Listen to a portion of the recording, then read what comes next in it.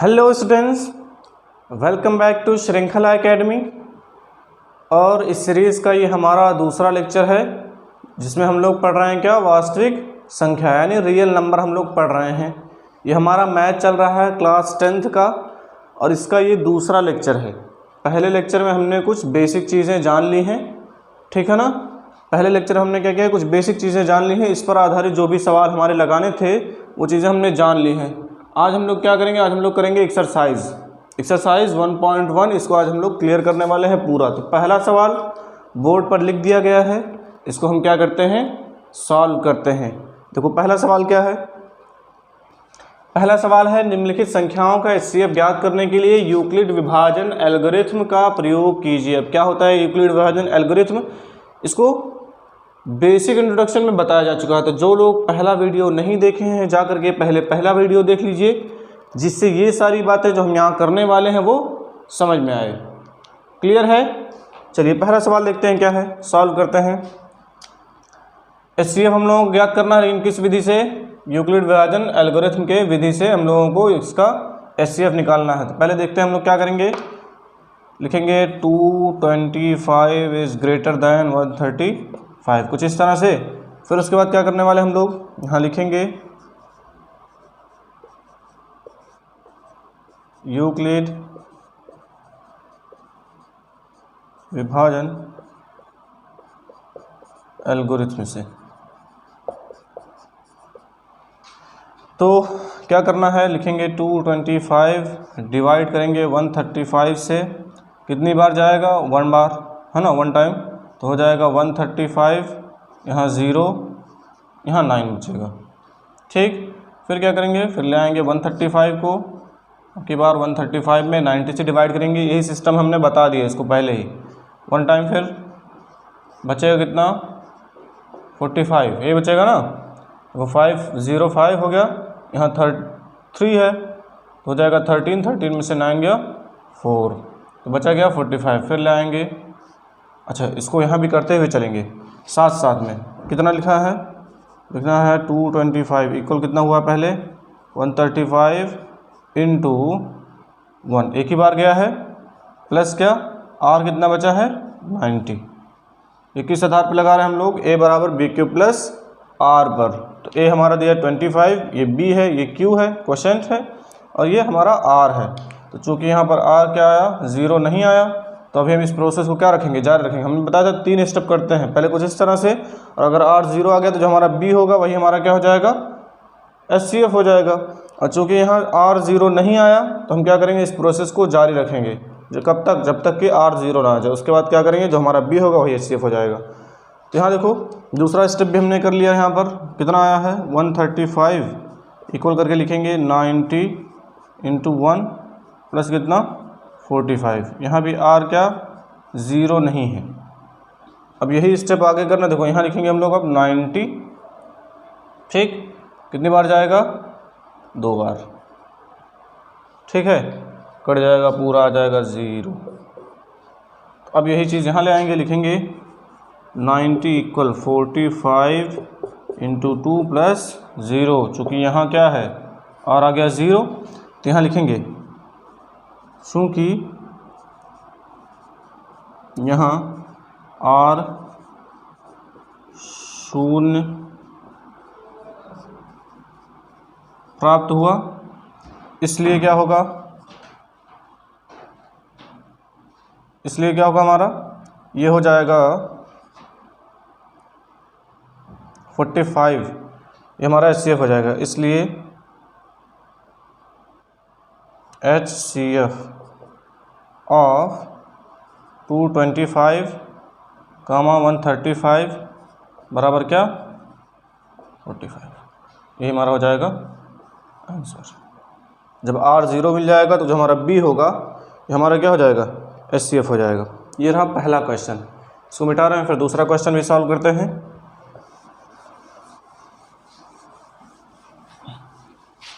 दूसरा क्या है, दूसरा भी देख लो यहाँ पर, क्वेश्चन चेंज। दूसरा क्वेश्चन है 196 एंड कितना लिखा है और है 38220 यानी 38,222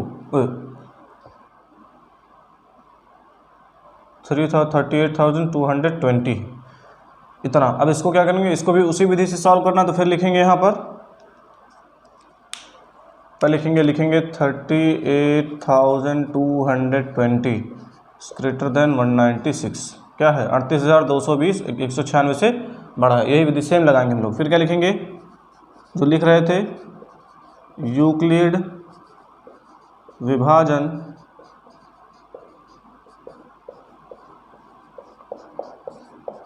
एल्गोरिथम से पहले डिवाइड करेंगे। यहाँ कर देते हैं डिवाइड, कितना है 38,220 और कितना है 196। कितनी बार ले जाएंगे, पहले तो एक ही बार लेकर के जाएंगे 1 बार। देखो 196 यहाँ लेकर के जाएंगे, देखो एक ही बार जाएगा, तो यहाँ लिख देंगे 196। बचेगा कितना, 12 में से 6 गया 6, और यहाँ बचा कितना, यहाँ बचा 7, 17 हो जाएगा। 17 में से 9 गया 8, यहाँ इतना, और ऊपर से कितना 2 उतार लो। अभी देखो डिवाइड करेंगे तो कितनी बार जाएगा, 1 2 3 9 बार कम से कम। देखते हैं 9 बार जाता है क्या, 9 छक 54 के 4 हासिल 5, 9 9 81 5 86 के 6 हासिल 8, 9 एकम 9 8 17। हाँ 9 बार जाएगा। घटाते हैं, 12 में से 4 गया 8, यहाँ बचा 5, 15 में से 6 गया 9, यहाँ बचा क्या 7, ये सब कट जाएगा 0।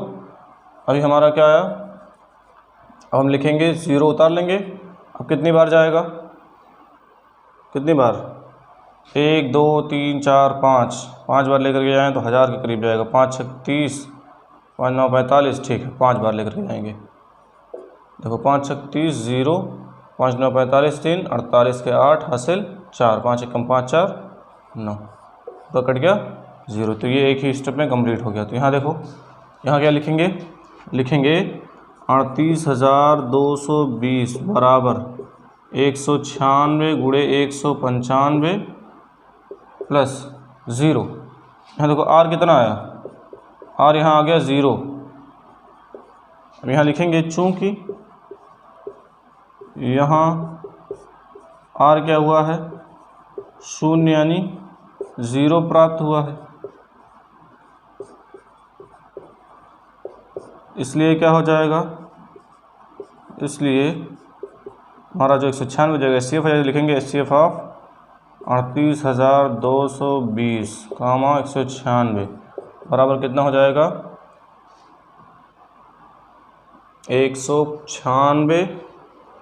यही हमारा हो जाएगा एच सी एफ। ठीक है, ये रहा दूसरा क्वेश्चन। अभी तीसरा भी लगा लेते हैं, इसको मिटा रहे हैं।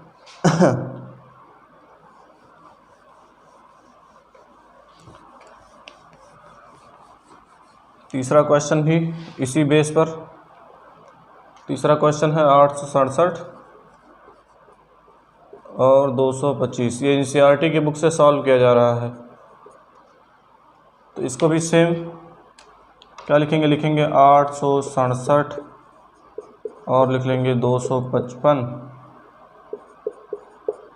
तो 867 बड़ा है 255 से, तो क्या लिखेंगे यूक्लिड विभाजन एल्गोरिथम से।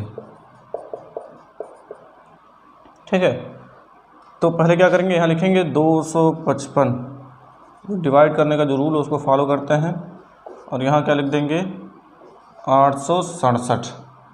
कितनी बार जाएगा, कम से कम 3 बार। 3 बार तो जाना ही, देखते हैं। 3 5 15 के 5 हासिल 1, 3 5 15 1 16, 3 दूनी 6 1 7। घटाएंगे, 7 में से 5 गया 2, यहाँ 0 यहाँ 1, 102 बचा है ना। 7 में से 5 गया 2, 6 में से 6 गया 0, 8 में से 7 गया 1। अब क्या करेंगे, पूरा कट चुका है, तो फिर ले आएंगे 255 को यहाँ। 255 को 102 से डिवाइड करेंगे तो एक ही बार जाना है, 2 बार, सॉरी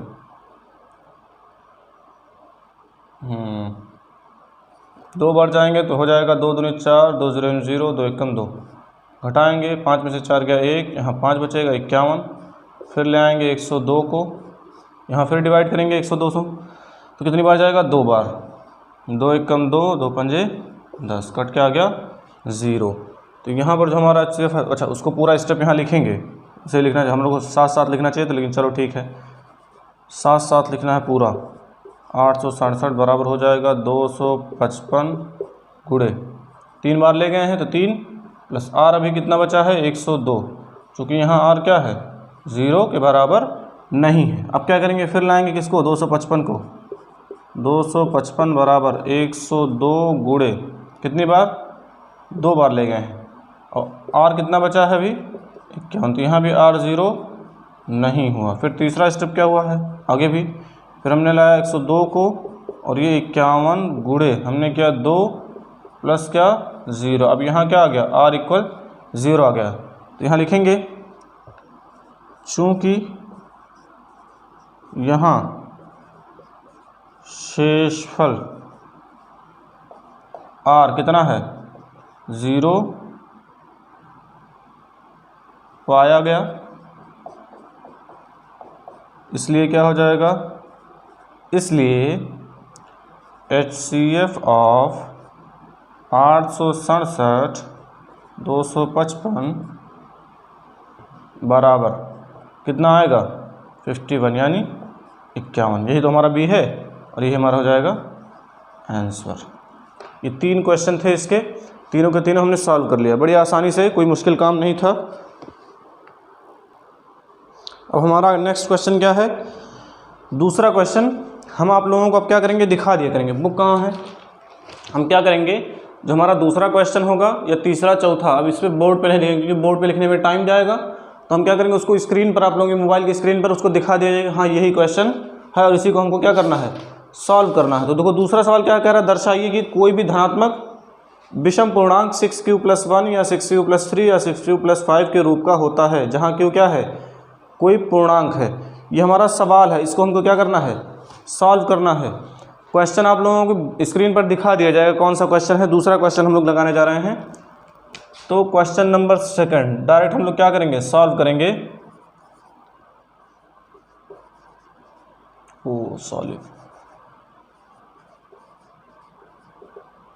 सॉल्व में देखो पहले हम क्या करेंगे, पहले हम मानेंगे, माना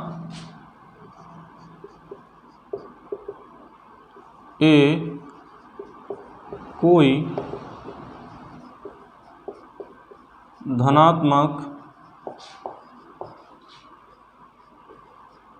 विषम पूर्णांक है, ठीक है ना। तो ए क्या है कोई धनात्मक विषम पूर्णांक, हमारा बी क्या है, बी दिया हमारा 6, क्योंकि क्वेश्चन भी वही है, लिखा है 6q या 6q+1 या 6q+5 के रूप का हो सकता है, 6q+1 6q+3 और 6q+5 के रूप का होता है, ये दिखाना हम लोगों को।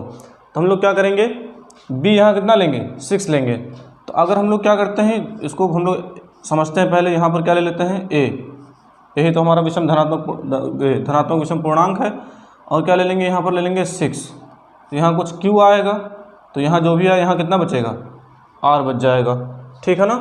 तो हम लोग क्या करेंगे, चूँकि r यहाँ कितना हो सकता है, r हो सकता है 0 1 2 3 4 और 5 तक हो सकता है। कैसे, क्योंकि हमने जो पिछले लेक्चर में बताया था कि जो r होता है वो क्या होगा, या तो 0 के बराबर या तो 0 से बड़ा, लेकिन b से क्या होगा हमेशा छोटा होगा। तो ये सारे के सारे धनात्मक पूर्णांक होंगे, ठीक है ना।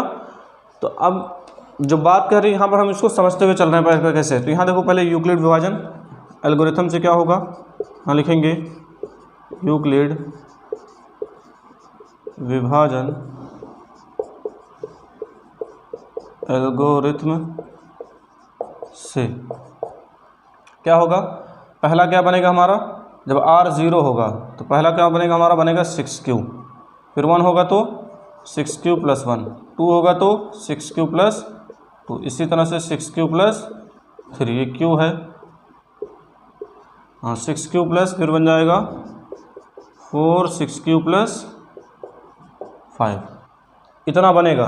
कैसे, यूक्लिड विभाजन एल्गोरिथम से हम लोग क्या करेंगे, इतना निकालेंगे, ठीक है ना। इस रूप का हो सकता है। यहाँ क्या होगा, यहाँ लिख लेंगे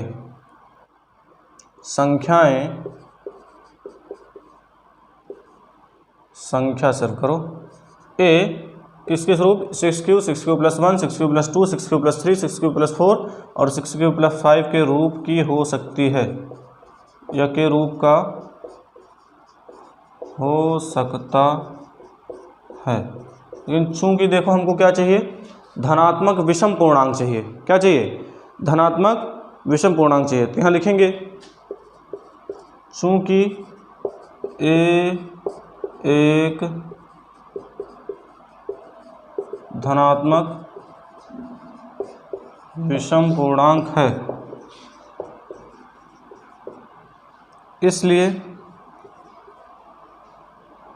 इसलिए क्या होगा, यह केवल कितने 6 Q plus 1, 6 Q plus 3, 6 Q plus 5 के रूप का होगा। क्यों, क्योंकि ये क्या है, ये हमारा विषम धनात्मक पूर्णांक नहीं है ये, क्योंकि इसमें देखो कि ये क्या हो जाएंगे, 2 से क्या होंगी, कट सकती है ना। तो हमारा क्या होगा, ये धनात्मक विषम पूर्णांक नहीं हो सकते। तो यहाँ लिखेंगे इसलिए 6 क्यू प्लस 2 और 6 क्यू प्लस 4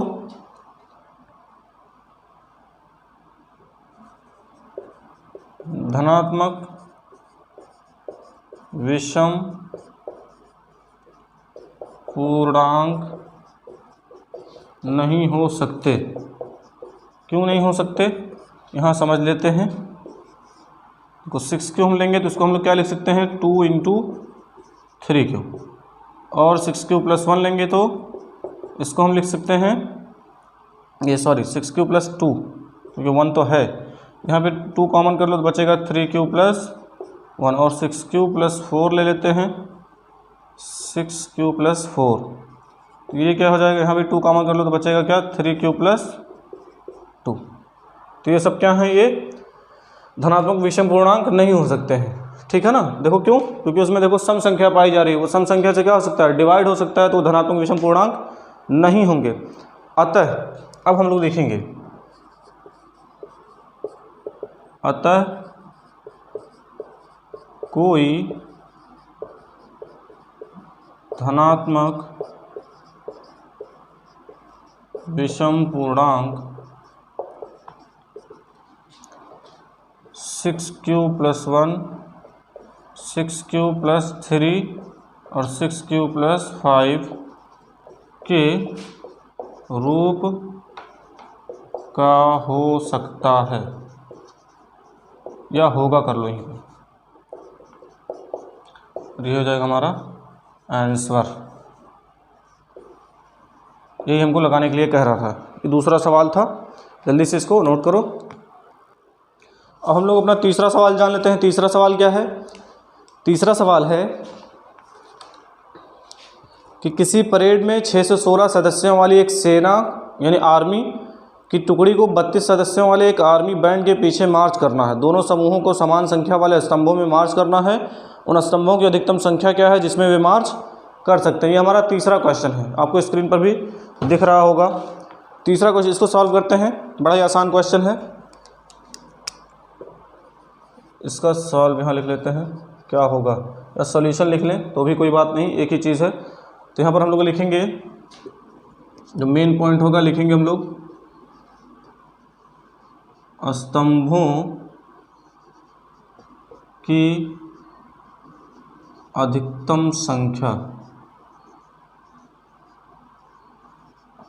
संख्या बराबर क्या होगा, HCF ऑफ संख्या बराबर हो जाएगा 616 और कितना है, 616 है और 32 है, 616 और 32 का HCF। ठीक, अगर हम क्या करें 616 और 32 का HCF निकाल लें तो वही हमारे स्तंभों की अधिकतम संख्या हो जाएगी। तो इसको लगाते हैं, ले आते हैं, लिखेंगे, चूँकि HCF निकालना है। HCF हम लोग किस विधि से निकालेंगे, यूक्लिड विभाजन एल्गोरिथम से निकालेंगे। तो लिखेंगे 616 क्या होगा, बड़ा होगा 32 से, ठीक है ना। तो यहाँ लिखेंगे यूक्लिड विभाजन एल्गोरिथम से। ठीक, तो क्या हो जाएगा यहाँ पर यहाँ सॉल्व करते हैं तो हो जाएगा 32 और यहाँ ले लेंगे 616 डिवाइड करेंगे तो देखो कितनी बार जाएगा, एक बार। पहले तो 32 एक कम 32, 11 में से 2 गया 9, 5 में से 3 गया 2, 29 हुआ, उतार लेते हैं 296 हो जाएगा। अब 32 से भाग करेंगे, 3 छक 18, 3 सत 21, 3 अठे 24, 3 अठे 24, 3 नवा 27, 9 बार। तो देखो 9 दूनी 18 के 8 हासिल 1, 9 3 27 1 28, घटाएंगे तो देखो बचेगा कितना, 16 में से 8 गया 8, 8 में से 8 गया 0, ये बच गया ख़त्म। अब क्या देखो अभी हमारा बचा 32, तो यहाँ ले आएंगे, मतलब इस तरह से जो सिस्टम उस हिसाब से चलेंगे। तो यहाँ ले आते हैं हम लोग, क्या लिखेंगे यहाँ पर लिखेंगे 616 बराबर 32 गुणे 19 प्लस कितना बचा, अभी बचा हम लोगों का 8, चूँकि r क्या है यहाँ पर 0 नहीं है। अब क्या करते हैं, यहाँ आते हैं, फिर 8 से 32 में भाग करेंगे तो आएगा कितना 4, देखो 32 कट के आ गया 0। तो अब क्या हो जाएगा, यही हमारा हो जाएगा। तो देखते हैं यहाँ क्या लिखेंगे, 32 बराबर 8 गुणे 4 प्लस 0, यहाँ आगे r क्या आ गया 0 आ गया, तो लिखेंगे चूँकि यहाँ शेषफल r बराबर 0 प्राप्त हुआ, इसलिए क्या हो जाएगा, इसलिए HCF ऑफ 616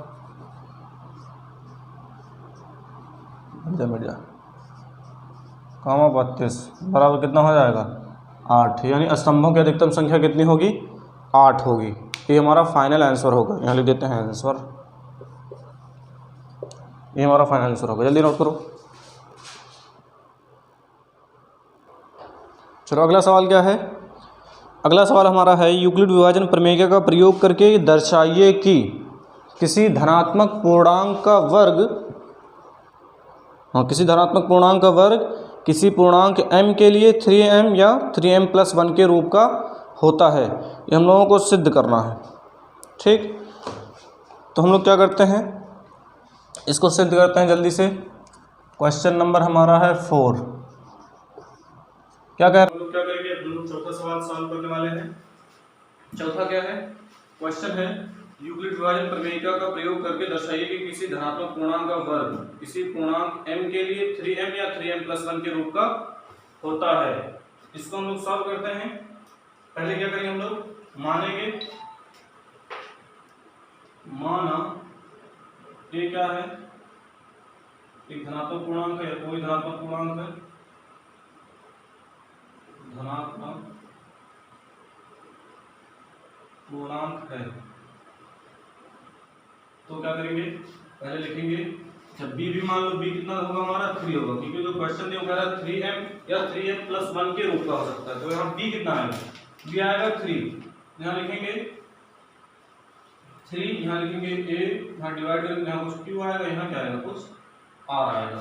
तो यूक्लिड विभाजन एल्गोरिथम से क्या होगा, यूक्लिड विभाजन एल्गोरिथम से a कितना आएगा, अच्छा यहाँ पहले लिखेंगे r क्या हो सकता है, r हो सकता है 0, a और 2। ठीक, r या तो 0 हो सकता है या b से छोटा, तो इतना होगा।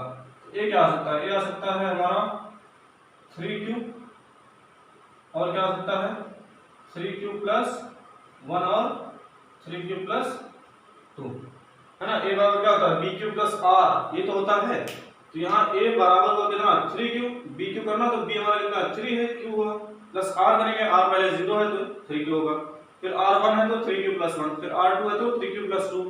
अब क्या करेंगे, अब इसमें हमारी 3 केस बनेंगे, तो तीनों केस को हम क्या करेंगे, लेकर के सॉल्व करेंगे। पहला केस क्या होगा, केस फर्स्ट, इसको हम लोग केस फर्स्ट, इसमें क्या होगा, ए बराबर हम लोग ले लेंगे कितना 3q, ए बराबर 3q, क्योंकि इसका वर्ग करना तो हम लोग क्या करेंगे, लिखेंगे ए स्क्वायर बराबर 3q का स्क्वायर, 3q का स्क्वायर करेंगे तो आएगा कितना 9q स्क्वायर। हम लोग इसको क्या लिख सकते हैं, इसको हम लोग 3 यहाँ कर लेते हैं कॉमन, ठीक है ना, बचेगा कितना 3q स्क्वायर। इसको हम किस रूप में लिख सकते हैं, बराबर लिखेंगे 3m, जहाँ क्या हो जाएगा, जहाँ m बराबर हो जाएगा 3q स्क्वायर, ठीक। हम लोग मानेंगे m बराबर कितना होगा 3q स्क्वायर। केस सेकंड क्या होगा, सेकंड केस में, केस सेकंड, इसमें हम क्या लेंगे, अब की a बराबर कितना ले लेंगे, a बराबर हम लोग लेंगे 3q प्लस 1, लिखेंगे a बराबर 3q प्लस 1 लेने पर इसका हम लोग करेंगे स्क्वायर, तो a बराबर हो जाएगा 3q प्लस 1 का होल स्क्वायर। अब a प्लस बी का होल स्क्वायर या x प्लस वाई का होल स्क्वायर, इस पर हम लोग क्या करते हैं, इसको तोड़ लेते हैं, तो यहाँ लिखेंगे x प्लस वाई का होल स्क्वायर बराबर क्या होता है x square plus 2xy plus क्या होता है वाई स्क्वायर। इसी पर तोड़ेंगे इसको, तो हम लोग आगे यहाँ कर लेते हैं सॉल्व। क्या हो जाएगा, जब इस पर तोड़ेंगे तो हमारा बनेगा ये 3q का square plus 2 into 3q into 1 plus क्या 1 का स्क्वायर, तो बस बनेगा क्या 3q स्क्वायर, या ये हो जाएगा 9q स्क्वायर प्लस क्या हो जाएगा 6q प्लस 1। तो हम लोग यहाँ करेंगे 3 क्या बचेगा कितना 3q स्क्वायर बचेगा प्लस 2q प्लस 1 पहले से बाहर है, तो हम इसको क्या लिख सकते हैं, 3m प्लस 1, जहाँ क्या हो जाएगा, जहाँ m बराबर हो जाएगा 3q स्क्वायर प्लस 2q, इस पूरे को हम लोग क्या मानेंगे m मान लेंगे, ठीक है ना। ये दूसरी अवस्था हो गई। तीसरी क्या है, केस 3, इसमें क्या बनने वाला है, इसमें हम लोग a बराबर रख के कितना लेंगे 3q प्लस 2, तो इसका क्या करेंगे बात करेंगे, तो हो जाएगा a स्क्वायर बराबर 3q प्लस 2 का होल स्क्वायर।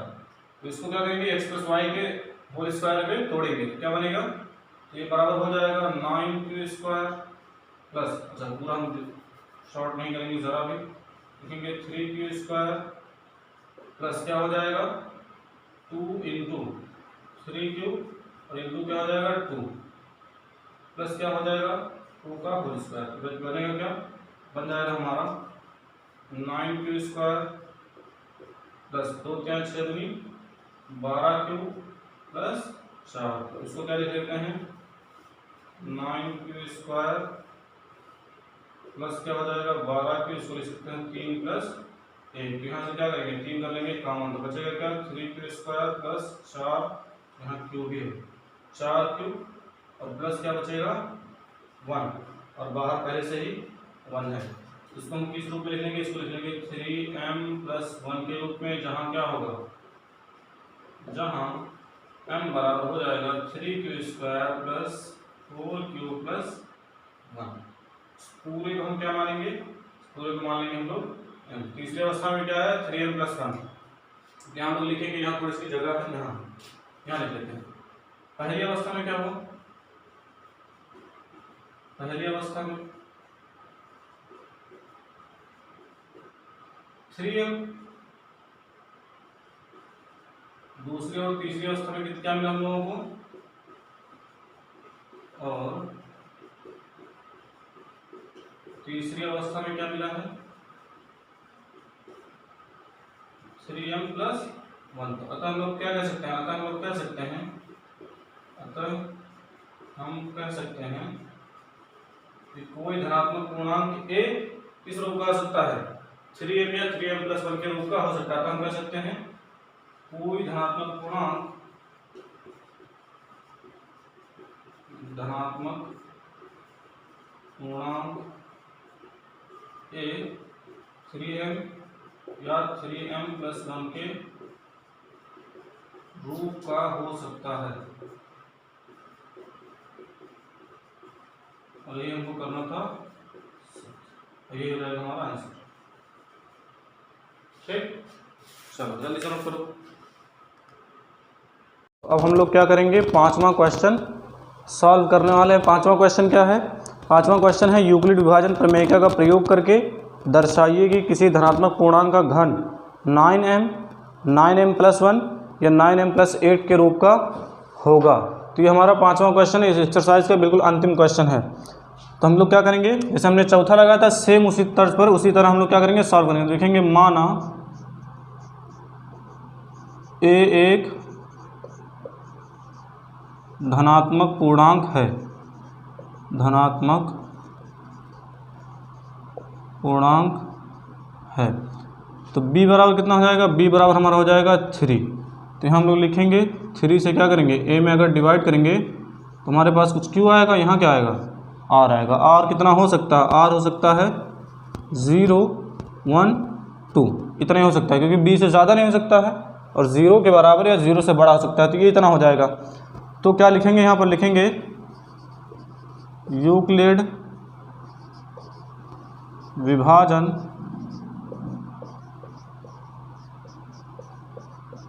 एल्गोरिथ्म से ए कितना आएगा, ए क्या क्या आ सकता है, ए आ सकता है 3q या क्या 3q प्लस 1 या 3q प्लस 2 के रूप का हो सकता है, जब क्या हो r 0 1 2 इतना हो सकता है ना, क्योंकि हम जानते हैं a बराबर क्या होता है bq प्लस r। तो पहला जो a निकलेगा हमारा b लेंगे 3 और q, r कितना होगा 0, तो आएगा a बराबर 3q। फिर क्या आएगा, जब 1 लेंगे तो a बराबर कितना आ जाएगा 3q प्लस 1 और 2 लेंगे तो 3q प्लस 2। अब यहाँ पर तीन अवस्थाएं हैं, तीनों केस लेकर के हम लोग सॉल्व करते हुए चल रहे हैं। तो पहला केस क्या होगा, केस फर्स्ट, इसमें हम लोग क्या करेंगे, a बराबर कितना लेंगे 3q, इसका क्या करेंगे घन, a बराबर लेना है 3q और इसका करेंगे घन। तो a क्यूब बराबर कितना हो जाएगा, बराबर हो जाएगा 3q का होल क्यूब, यानी पूरा कर देंगे घन। अब इसको क्या करेंगे, इधर ले आओ, तो हम लोग क्या लिख सकते हैं, इसको लिख सकते हैं 3 का हो जाएगा 3 3 का 9 3 27 और q का हो जाएगा q क्यूब। तो अब इसको क्या करते हैं, यहाँ कर लेते हैं 9 कॉमन, तो बचेगा क्या 3 इंटू q का क्यूब। तो इसको क्या लिख देंगे 9m, जहाँ क्या हो जाएगा, जहाँ m बराबर हो जाएगा 3q क्यूब। ठीक, पहली चीज़ मिल गई। सेकंड केस में क्या करेंगे, सेम इसी आधार पर हम लोग दूसरा भी सॉल्व करेंगे। तो लिखेंगे केस सेकंड, यहाँ a बराबर क्या ले लेना है, a बराबर हम लोगों को लेना है 3q है, अब की बार क्या लेंगे 3q प्लस 1 ले लेंगे, 3q प्लस 1। अब इसका क्या करेंगे घन, तो a क्यूब बराबर कितना हो जाएगा 3q प्लस 1 का होल क्यूब, होल क्यूब। तो अब जानते हो a प्लस बी का होल क्यूब क्या होता है, यहाँ लिखते हैं x प्लस वाई, क्योंकि a है ही सवाल में ही, का होल क्यूब बराबर क्या होता है a cube plus B cube plus 3x cube plus Y cube plus 3xy, और ब्रैकेट में क्या हो जाएगा x प्लस वाई। ये x प्लस वाई का होल क्यूब का ये सूत्र होता है। तो इसी सूत्र पर हम लोग क्या करेंगे, इसको तोड़ेंगे। तो आगे आ जाते हैं क्या होगा, ये बराबर हो जाएगा 3q का होल क्यूब प्लस y का क्यूब करना है तो 1 का क्यूब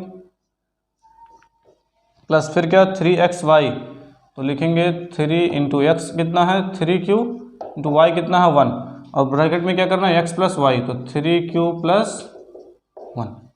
ठीक, तो ये हो जाएगा 3q का जब करेंगे तो हो जाएगा 27q का क्यूब प्लस 1 और प्लस क्या हो जाएगा 3 3 का 9, देखो ये 9 होगा 9q, और अभी ब्रैकेट में क्या बचा हुआ है 3q प्लस 1 बचा हुआ है। तो हम लोग क्या करेंगे, इसको लिखेंगे 27q का क्यूब प्लस 1 और प्लस कितना 3 3 का 9, तो ये हो जाएगा, अच्छा 9 तो पहले से ही है यहाँ पर, तो हो जाएगा 9 3 27q का स्क्वायर प्लस 1।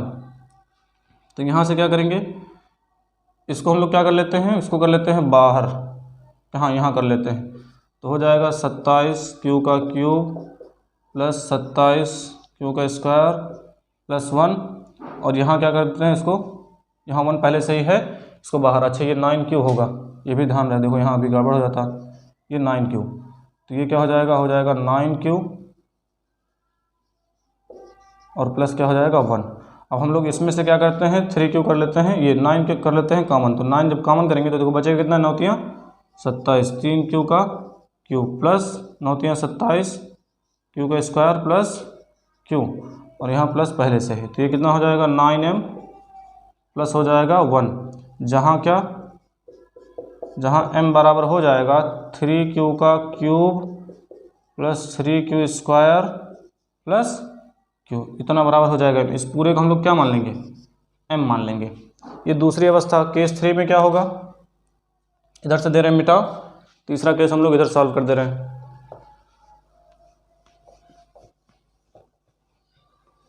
तीसरा केस यहाँ सॉल्व कर दे रहे हैं।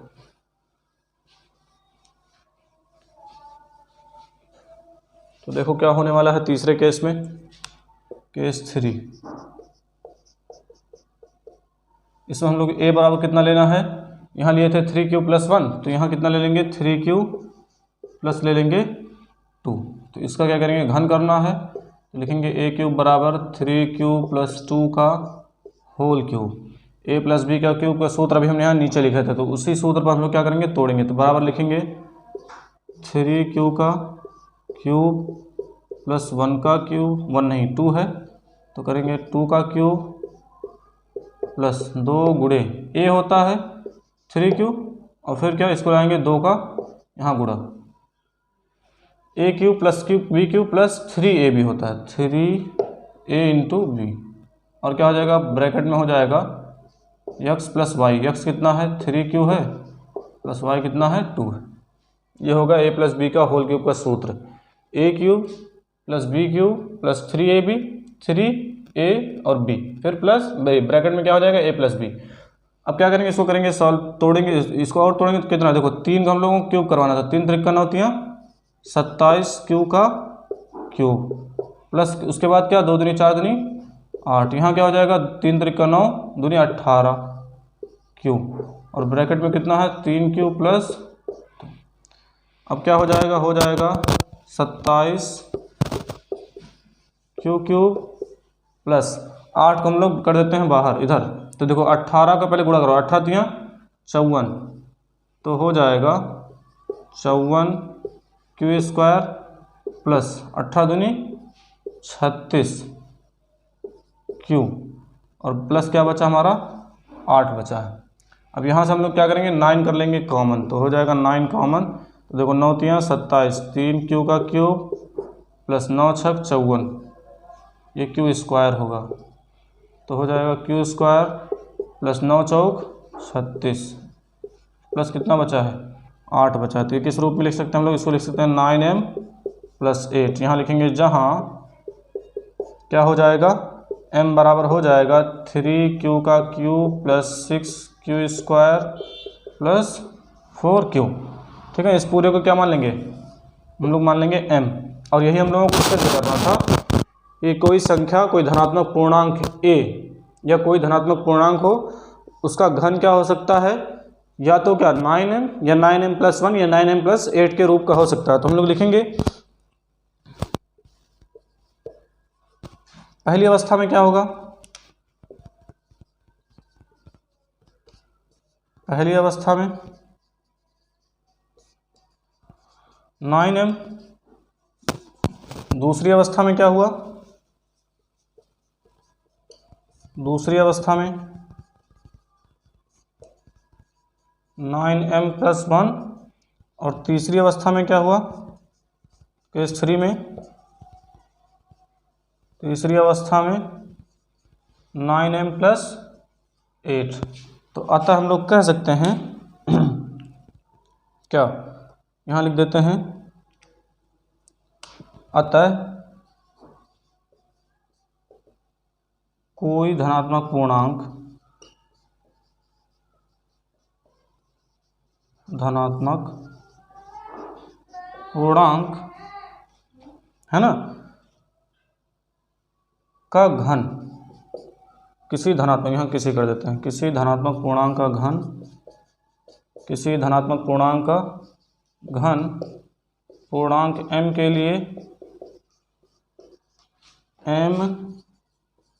लिए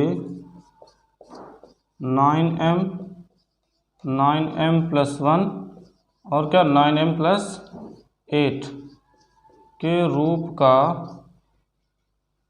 हो सकता है, के रूप का